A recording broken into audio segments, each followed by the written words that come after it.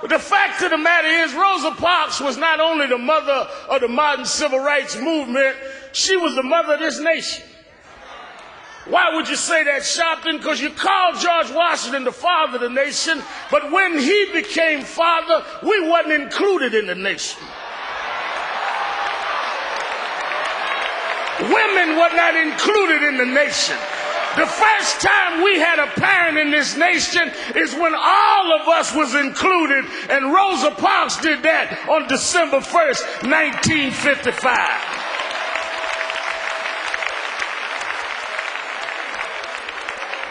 I heard somebody say Jim Crow is who she fought, and Jim Crow is still around.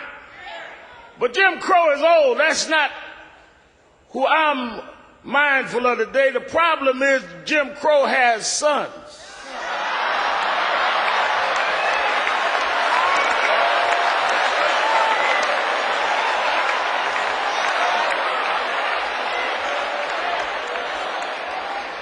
The one we got to battle is James Crow Jr. Esquire.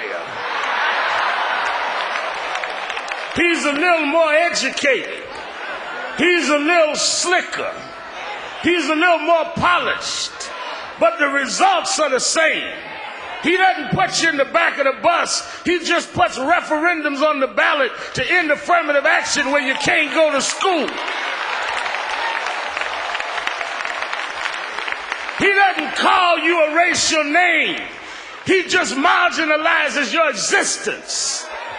He doesn't tell you that he's set against you. He sets up institutional racism, where you have a nation respond looking for weapons in Iraq that are not there, but can't see a hurricane in Louisiana that is there.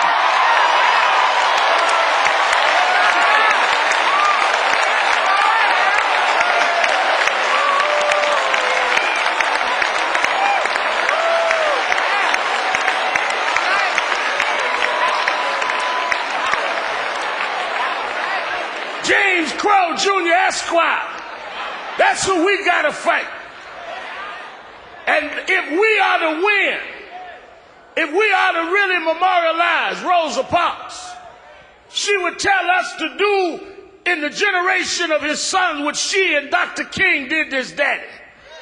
They didn't talk a fight, they fought the fight.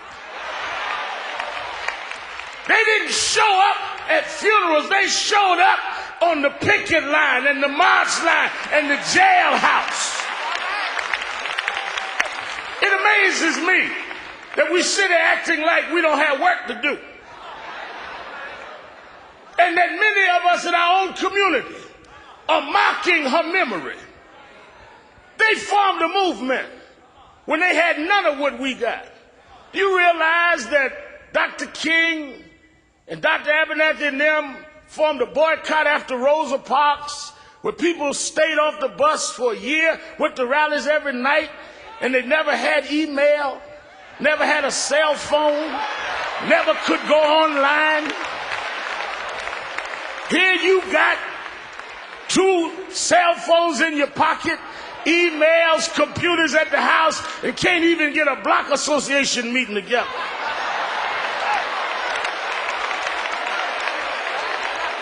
We've got so much more that they gave us, and we're doing so much less with it.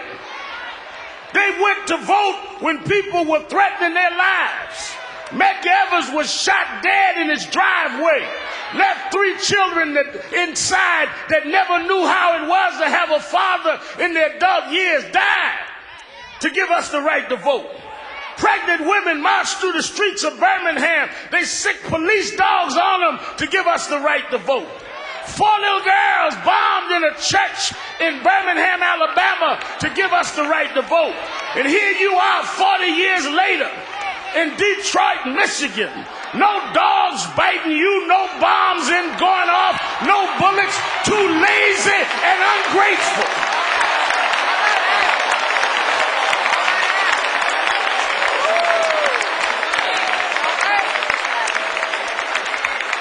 Making mockery of her memory. Making mockery of her memory. Nobody should have to beg you to vote. Nobody should have to beg you to stand up and protect the rights that they died and suffered to give us. You can't take care of one thing on the ballot in Michigan when they had to change the laws of all 50 states. You complaining about one referendum when they did a whole revolution and never fired one shot. And then you're turning around on each other. Why do I want my daughters to visit that stone? Because I want them to know black women are not hoes.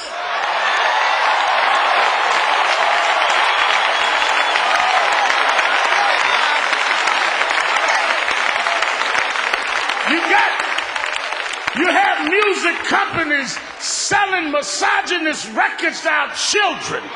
Black womanhood was Rosa Parks sitting in dignity. She wasn't break dancing. She wasn't talking about pimp me out. She made the world respect her people.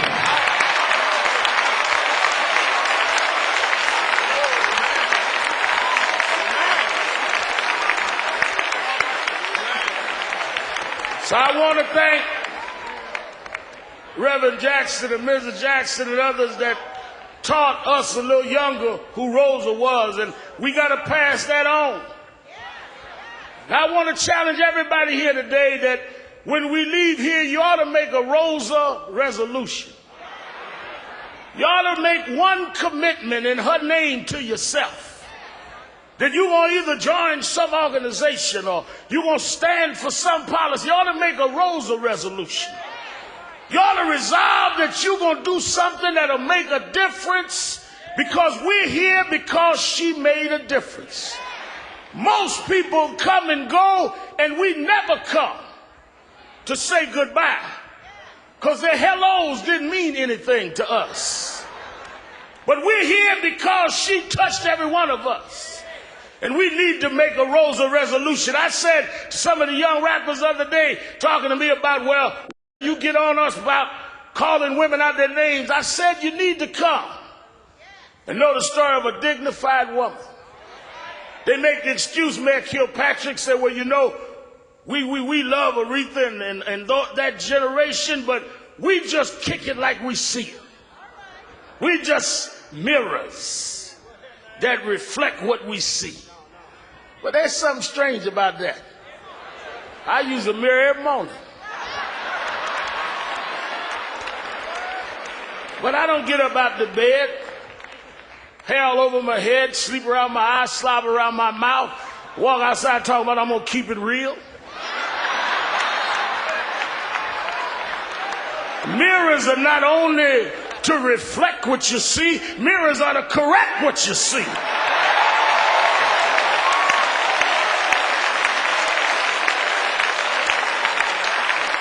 You need to make a Rosa resolution that we're going to correct what we see.